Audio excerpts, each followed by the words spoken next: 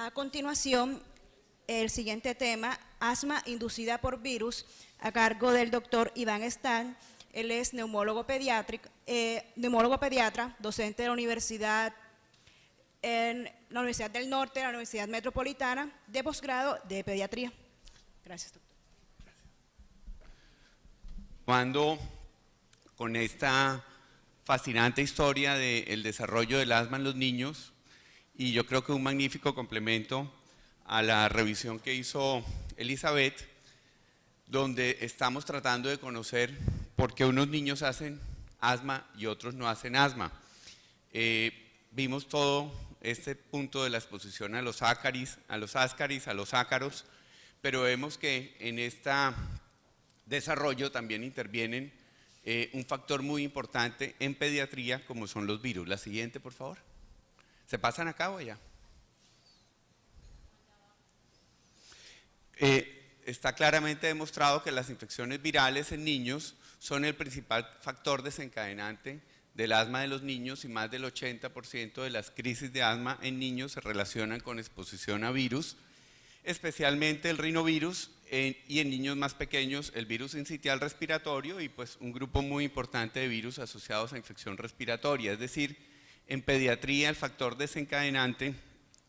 que más influye es la exposición a infección viral, y uno ve claramente cómo la mayoría de niños son muy sanos hasta que entran a guardería y ahí empiezan a padecer y comienzan a hacer los cuadros broncoobstructivos, empiezan a hacer los síntomas de sibilancias recurrentes. Salen a vacaciones y por arte de magia se mejoraron los niños. ¿Por qué los virus se asocian pues a este componente broncoobstructivo? En general, el virus ataca al epitelio respiratorio y a través de el ataque a la actividad mucociliar y a la desencadenante de factores inflamatorios por la infección de las células epiteliales, se produce activación y reclutamiento de células inflamatorias que van a ampliar la respuesta inmune, van a aumentar el edema de los vasos del endotelio y va a aumentar la extravasación y la inflamación de la pared de la vía aérea, aumentan la secreción de moco, pueden inducir hiperactividad bronquial y un aumento de la obstrucción de la vía aérea directamente por activación de los músculos de la vía aérea, y también la neuroinflamación y activación neuronal, que va a ampliar esta respuesta inmune y hacernos un cuadro de obstrucción de la vía aérea y un aumento de las secreciones en el lumen de la vía aérea, que también van a llevar a este fenómeno obstructivo. Y siempre nos enfrentamos a este planteamiento: ¿quién fue primero, el huevo o la gallina? Es decir, el niño sano que hizo una bronquiolitis o una infección viral respiratoria, ese es un factor que predispone a desarrollar asma y la culpa fue el virus que lo indujo a desarrollar asma. O el otro planteamiento es un niño sano pero que genéticamente está predispuesto a ser asmático, y cuando tiene el cruce con el virus hace una bronquiolitis de pronto más severa y comienza a hacer cuadros broncoobstructivos más a repetición. Es decir, el virus me indujo el asma, o al revés, es un huésped susceptible que al estar en contacto con el virus comienza a hacer los cuadros broncoobstructivos. Posiblemente los dos planteamientos son ciertos y el niño se puede, estas dos condiciones no son mutuamente excluyentes y es posible que jueguen los dos puntos, y es lo que vamos a tratar de plantear más adelante. Es decir, hay un niño sano, se expone a un virus sincitial o a un rinovirus, hace un cuadro broncoobstructivo. Estos niños que se exponen a virus con frecuencia, de acuerdo a la teoría de higiene que vamos a hablar, que era lo que planteaba Elizabeth, de pronto estos niños que se asociaron mucho a virus y a infecciones respiratorias en edad temprana, finalmente van a hacer menos asma, pero otro grupo de niños que tienen el fondo atópico realmente se vuelven más asmáticos. El otro planteamiento es un niño sano, ya un niño que tiene un asma desarrollada y cada vez que se expone a un virus, especialmente el rinovirus en niños mayorcitos, comienza a tener exacerbaciones y hacer más hospitalizaciones y más consultas a urgencias. Es decir, el niño ya asmático declarado, está claramente demostrado que el principal factor desencadenante, como les decía, era la exposición a virus. Este es un estudio del grupo de Tucson,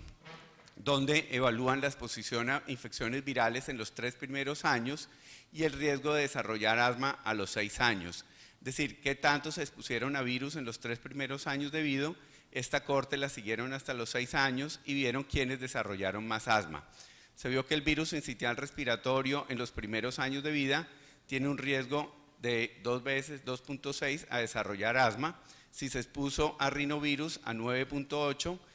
veces se eleva el factor de riesgo de tener asma a los 6 años, y si se expuso a los 2 virus, el riesgo de desarrollar asma es mucho más alto. Es decir, exposición o infección por virus en los primeros 3 años de vida es un factor desencadenante para desarrollar asma más adelante. Este es un estudio recientemente publicado del grupo del Dr. Bisgaard en Dinamarca, donde también tiene una cohorte que ha seguido desde el nacimiento y analizaron la exposición a diferentes virus como el rinovirus, virus sincitial, coronavirus, otros virus, inclusive bacterias en los primeros 2 años de vida y el riesgo de desarrollar asma a la edad de 7 años. Y llama la atención que en este estudio se ve que la exposición a cualquiera de estos virus e inclusive a bacterias en los primeros 2 años de vida fue un factor claramente predisponente a desarrollar asma a los 7 años. A diferencia del grupo de Tucson, donde le daba mucho más importancia al rinovirus, este estudio en Dinamarca muestra que más que el tipo de virus fue el número de infecciones respiratorias en los primeros años, es decir, el niño que tuvo más cuadros de infección respiratoria, ya sea con broncoespasmo o sin broncoespasmo en sus 2 primeros años de vida, ese niño finalmente a los 7 años iba a ser más asmático. Volvemos a lo mismo, ¿será que venía genéticamente predispuesto y por eso hizo más infecciones virales y se manifestaron más las infecciones virales? Y el virus es simplemente un marcador de algo que traía genéticamente, o el virus fue el inductor de que este niño comenzara a hacer cuadros broncoobstructivos a repetición. Dentro del grupo también de Bisgaard en Dinamarca, él recalca mucho que no fue solo los virus, sino también las bacterias. Entonces, las infecciones bacterianas en los primeros años de vida y las infecciones virales en los primeros años de vida son un factor de riesgo para que ese niño a los 7 o 8 años siga siendo asmático. Entonces, lo llamaríamos la marcha viral o la marcha bacteriana. Así como ha estado dándole mucha importancia a la marcha atópica, hay otro elemento que tenemos que tener en esa escala, que es la exposición a virus y bacterias en los primeros años de vida. Inclusive, recalcando la importancia de la microbiota que hablaba Elizabeth, este es un estudio del grupo de Tucson, donde ven la colonización bacteriana en el periodo neonatal, desde que nace, perdón, este es de Bisgaard, de Dinamarca, donde ven la colonización bacteriana desde el neonatos, es decir, con qué microbiota nace ese niño por causa pues, de todo lo que fue el trastorno inútero y el proceso del parto, y los niños que tenían una colonización bacteriana mucho más alta tenían más riesgo de sibilancia a los 5 años con respecto a los niños que no estaban colonizados. Es decir, que esta microbiota con que nace el niño también es un factor de riesgo para desarrollar asma a los 5 o 6 años. Entonces vemos todos los elementos que están interviniendo para que un niño se vuelva o no asmático. ¿Qué planteamiento teórico hay? Es decir, el feto, el niño, nace con un patrón TH2, es decir, un patrón más atópico. Posiblemente el niño que tiene hermanos mayores o que tiene muchas infecciones, se estimula su sistema inmunológico y se vuelve más TH1, y de acuerdo a la teoría de la higiene, de pronto este niño haría menos alergia. Y el niño que lo cuidamos mucho, que vive en la ciudad, que tiene menos infecciones, se queda haciendo TH2 y de pronto va a ser el paciente más atópico. Y eso se reflejaría que este niño se expone a un virus sincitial, la célula dendrítica expone al linfocito T a través de estas interleuquinas, y el linfocito T podría tomar el camino de TH1, donde se produce gran gamma interferón, interleuquina 2, y va a tener una muy buena inmunidad celular, y posiblemente este niño elimina más rápidamente los virus. Pero si el niño genéticamente viene predispuesto a hacer TH2, produce interleuquina 4, 5, 10 y 13, y este niño va a ser más un patrón atópico, va a ser un patrón más eosinofílico, produce más inmunoglobulina E y va a ser más atópico. Este es el planteamiento teórico. Entonces, si coge el camino TH1, manejaría mejor los virus y las bacterias. Si coge el camino TH2, posiblemente este niño va a ser más atópico. El panorama no parece tan sencillo, pues que sea simplemente TH1, TH2, se ha visto que hay otros subtipos de poblaciones de linfocitos, el TH17, reguladores, que de pronto también tendrían un papel importante y el planteamiento no sería tan sencillo, pero se ve que por ahí hay que seguir buscando.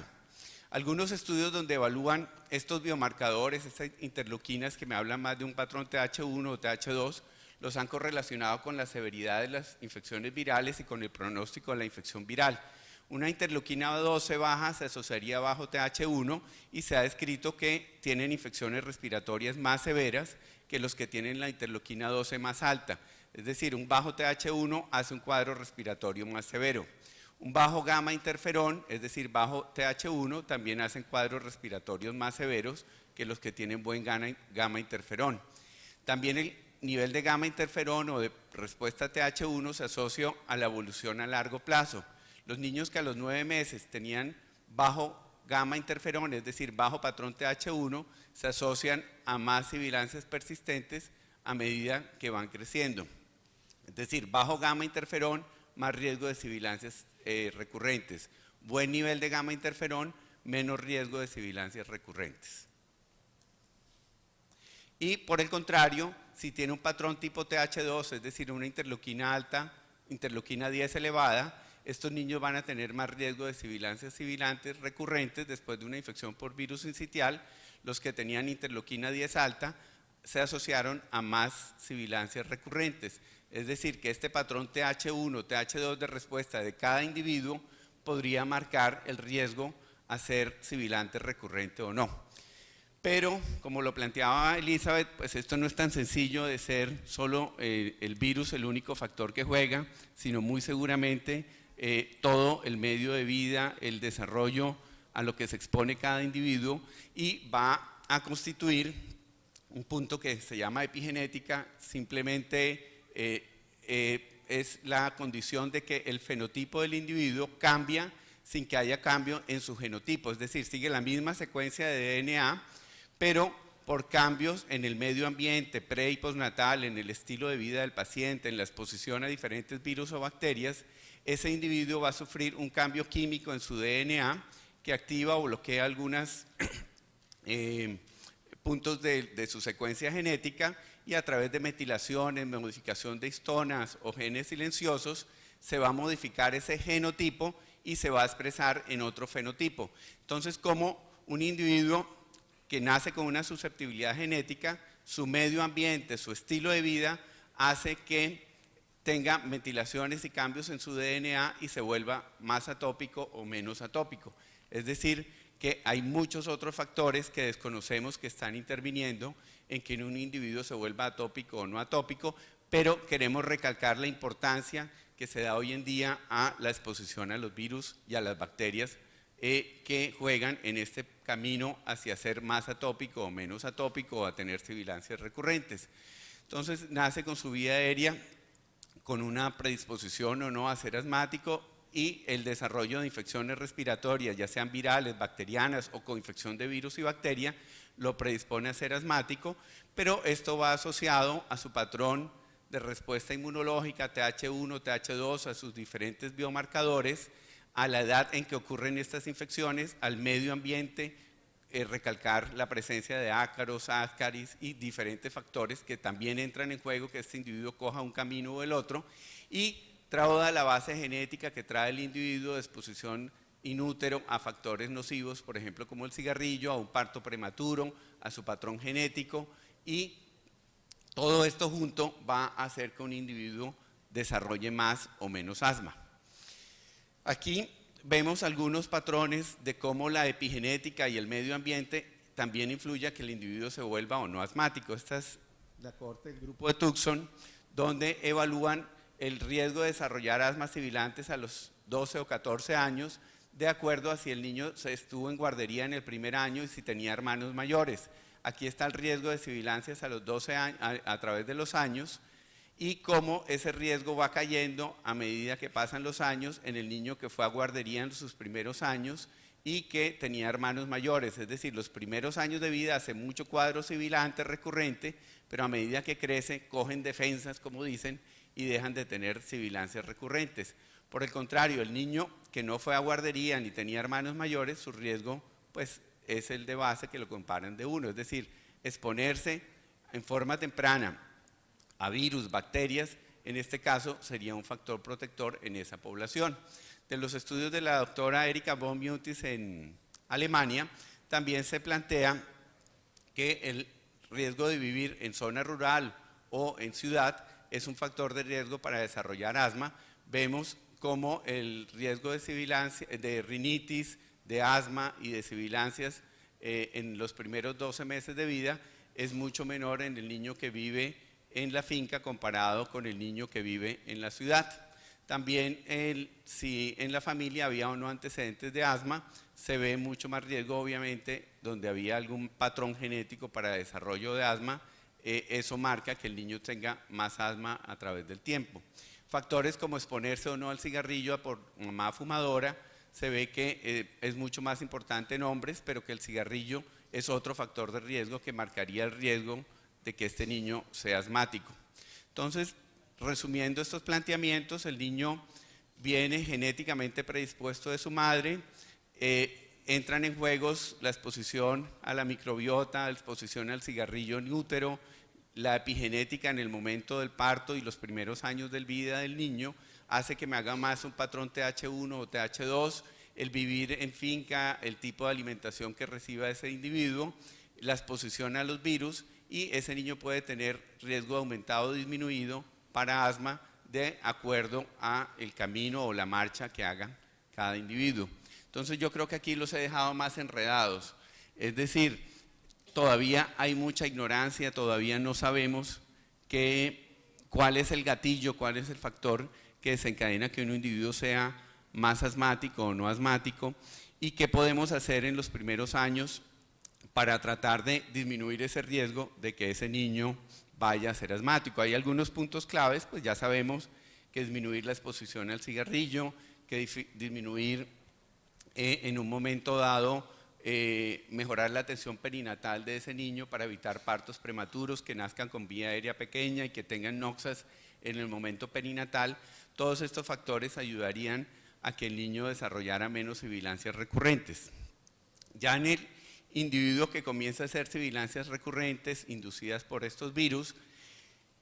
¿cómo sería el planteamiento del manejo de estos niños? Yo creo que en un futuro cercano vamos a tener que personalizar el manejo de estos individuos y tratar de identificar los biomarcadores que me hablan si este niño es más un TH1, más un TH2, y empezar a identificar los diferentes fenotipos y endotipos de asma, es decir, no todos los niños que hacen sibilancias recurrentes van a tener el mismo patrón de biomarcadores y de pronto no, por eso no todos responden a las mismas medidas terapéuticas que planteamos, y tener en cuenta todos estos factores de epigenética y del medio ambiente que van a influir en que en un individuo tenga o no respuesta a una medida terapéutica. Vemos cómo el individuo que sea más TH2 pues le va mucho mejor con corticoides, es decir, el niño que tenga mamá o papá asmático, el niño que tenga dermatitis atópica, ese niño de pronto nos va a responder muy bien con corticoides. De pronto el niño que no tiene buena respuesta TH1 se plantearía si ese niño le va mejor con antileucotrienos, que sería de pronto el sibilante inducido por virus, pero aquí falta mucha claridad todavía. Ya pronto en el mercado tenemos moléculas ya específicas para bloquear, por ejemplo, interleuquina 5, que es un TH2 potente, como el mepolizumab, y en pacientes que tengan este patrón o este biomarcador, podría en un momento dado considerarse estas medidas ya más específicas con un manejo etiológico de acuerdo a ese patrón que predomina en ese individuo. También se desarrollan contra otras interleuquinas, bloqueando, por ejemplo, esta respuesta TH2, o medicamentos que induzcan la producción de gamma interferón para mejorar el patrón TH1 y controlar más rápidamente y más fácilmente las infecciones virales. Y modificar o controlar el papel de los TH reguladores, y de este momento tratar de individualizar el tratamiento de cada individuo y saber qué debemos trabajar en cada paciente para hacer un manejo adecuado. ¿Qué hemos visto o qué hay en el momento, por ejemplo, con respecto a prevenir infecciones virales? Este es un estudio rápidamente de palivizumab en niños prematuros de 35 a 36 semanas, donde se vio que en el grupo de pacientes que recibieron palivizumab tuvo menos días de sibilancias que el grupo de pacientes que recibió placebo, es decir, disminuyendo infecciones virales por virus sincitial, cómo se baja el riesgo de sibilancias recurrentes. Este es un estudio con macrólidos con acitromicina en niños con sibilancias recurrentes, recientemente publicado por el Instituto Nacional de Salud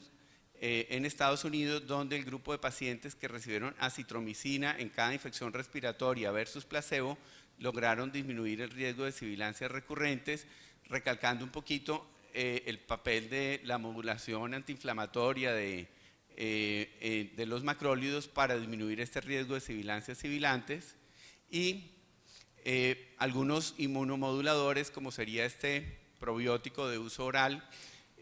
para administrarlo en lactantes con sibilancias recurrentes, viendo el riesgo de desarrollar sibilancias recurrentes en los que recibieron el medicamento menos comparado con los que reciben placebo, y se disminuye el riesgo de sibilancias recurrentes en esa población. Entonces, finalmente, yo pienso que llegará el momento donde tenemos que individualizar el tratamiento de cada niño, es decir, no todos en el mismo costal, y a través de